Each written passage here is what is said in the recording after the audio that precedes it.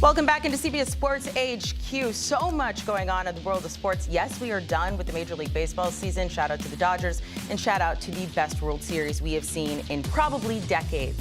Starting at 5 Eastern today, free agency begins. Will it be a frenzy? Who are some of the top players that are available? By the way, there is a list you can find of the top 50 players that are free agents on CBSSports.com.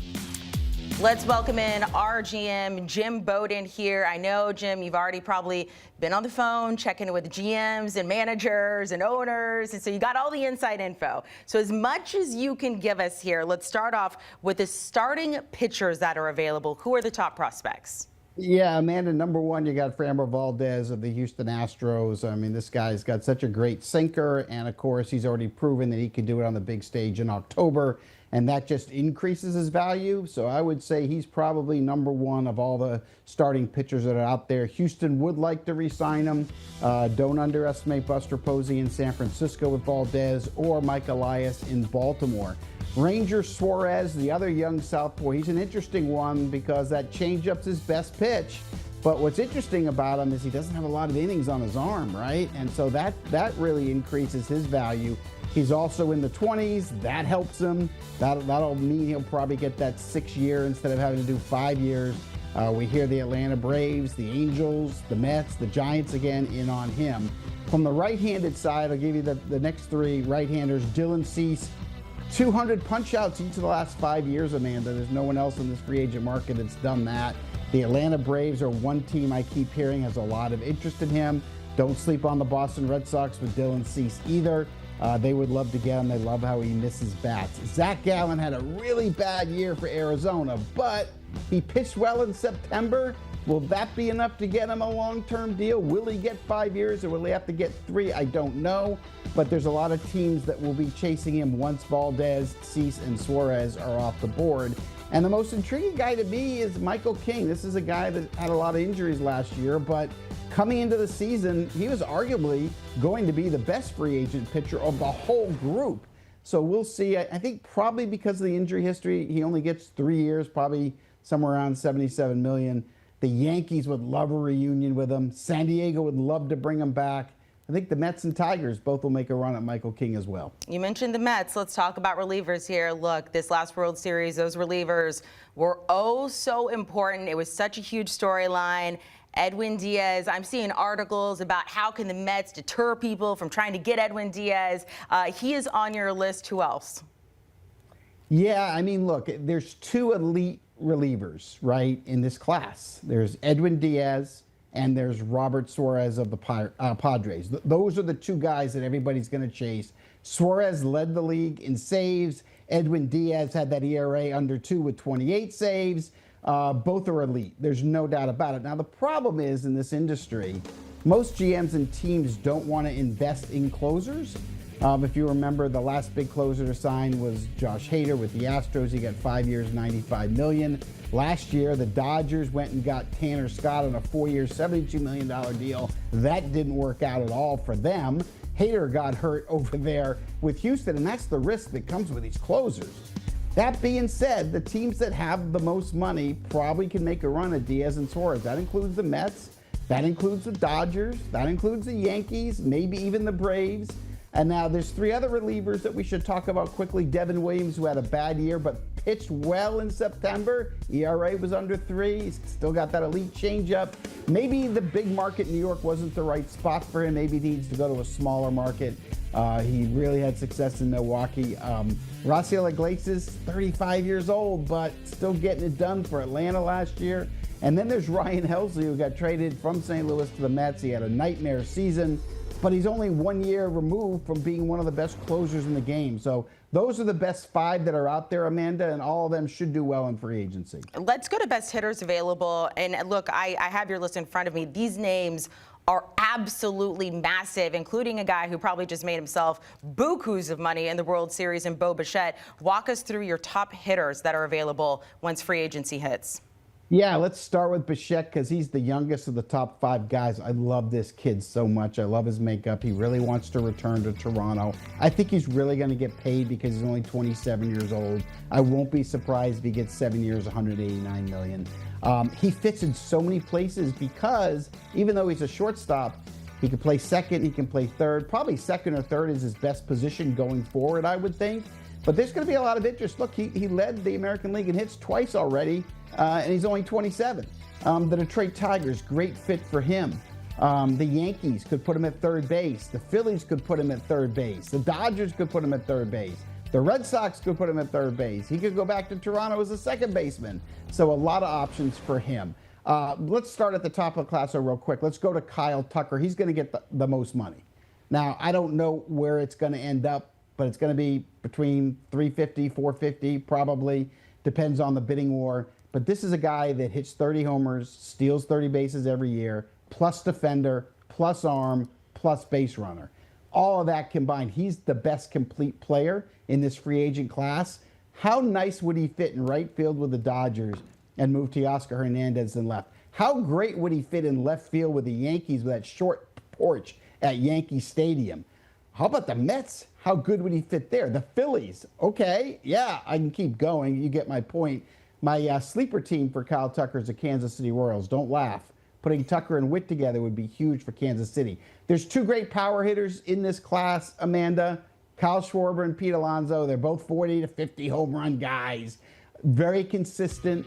Schwarber is the best teammate of any player in the big leagues. Schwarber is the best mentor. He helps young players. He helps veteran players. He can manage someday. I won't be surprised if he does. His makeup is off the charts. Every team in baseball should want him except the Dodgers or Yankees because they have Ohtani and Stanton. Stanton already signed. But I know the Phillies are making Schwarber a priority. They want to bring him back. It's going to be expensive because he's got those intangibles that get paid. But he's a difference maker wherever he goes. And Pete Alonso couldn't get that long-term deal last offseason. I think he gets it this year. Look, we've had 5 years in a row that he's played 152 or more games. And oh, by the way, he's played 162 in each of the last 2 years and has averaged 35 homers the last 5 years. Polar Bear is going to get paid. I'd love to see him go to Boston and let him destroy the Green Monster and put all the dents in that wall. That'd be fun. And how about Alex Bregman? I'm not sure the Red Sox are going to re-sign him, but the Tigers would love to have him. How about third base for the Phillies or Yankees or Mariners? Oh, my. Alex Bregman knows how to win championships. He's an October player. He'll get paid. Those 5 guys right there, Amanda, they're all game changers for whoever ends up signing them. They really are. And look, speaking of sluggers, there's one other player we want to look at who is currently not in the United States, but in Japan, Munetaka Murakami. And look, we've seen such talent come over from Japan and deciding to come to Major League Baseball. He said he was considering it. It looks like it's going to happen. And I need you to kind of clear things up for me because it looks like his game is a little interesting because I've heard everything from the power of Babe Ruth to striking out somewhere along the lines of like Joey Gallo. So what would a package for him sort of look like? Yeah, I think he's going to get paid a lot of money here because unlike Roki Sasaki a year ago, he's 25 years old, which means he's not restricted to the international pool, bonus pool, and that's going to really help him. He's averaged 30 home runs over in Japan. He had 1 year where he hit over 54 and he got hurt, or he would have passed Aaron Judge in terms of numbers. He hit 24 homers last year in only 69 games. He had elbow surgery and a oblique injury. But he's a third baseman / first baseman, can play either position. Right now he's a little bit of a below average defender, but the power is real. Like when I say power, I'm talking Schwarber Alonso raw power, like legit. The strikeouts are real. I'm not going to go and say Joey Gallo. That's maybe pushing it, Amanda. But look, yeah, striking out 1 out every 3 times, yeah, that's going to be part of his game, and he's got holes I don't think he can fix. But, you know, I keep hearing he's going to end up being a Dodger, and he's going to replace Muncy at third base. And worst case scenario, he's a Muncy-type player and 10 years younger. And I think the Dodgers want to get younger here. I also think he would fit well with a lot of different teams, including the Red Sox, who lost Bregman, including the Yankees, and upgrade over McMahon and give them a guy who could also play first if Ben Rice catches. So there's going to be a lot of spots for him. Keep in mind that once he gets posted, Amanda, just to understand the rules, once he's posted, all 30 teams will have 45 days to sign him, and then it's over. And whoever signs him has to pay 20% of his contract of the first $25 million, 17.5% after that, over $25 million, and then 15% over $50 million. He's going to get way over $50 million. So the posting fee is going to be legitimate. So besides the contract you got to give him, you're going to have to pay a huge posting fee. But you talk about serious, legit power, and he's only 24 years old. Someone's going to pay big strike prices for that, Amanda. Can they stop being selfish? Stop being selfish, Dodgers. Give other people a chance. I understand a lot of the Japanese players they want to be on the West Coast. It's way closer, but still, maybe look at the center of the United States with the Texas Rangers. Really quickly, Padres made their hire in Craig Stammen today. What's your reaction to that? How do you think he'll do? Yeah, so I actually drafted Craig Stammen. Oh, wow. With the Washington Nationals. Dana Brown was a scouting director, yeah, and he had a solid career. He's got great makeup. In fact, I was texting with Dana Brown before I came on the show and asked him if he was surprised that Stammen was named manager. He said no. He said he always believed that Craig Stammen someday would be a manager. He's worked very closely with A.J. Preller in the front office. This is a total out-of-the-box hire. There is a lot of high risk in this hire, just like there is with the Nationals' Blake Butera. Only time will tell, but one thing's for sure. A.J. Preller has his guy down there. He's already built the relationship. They're on the same page.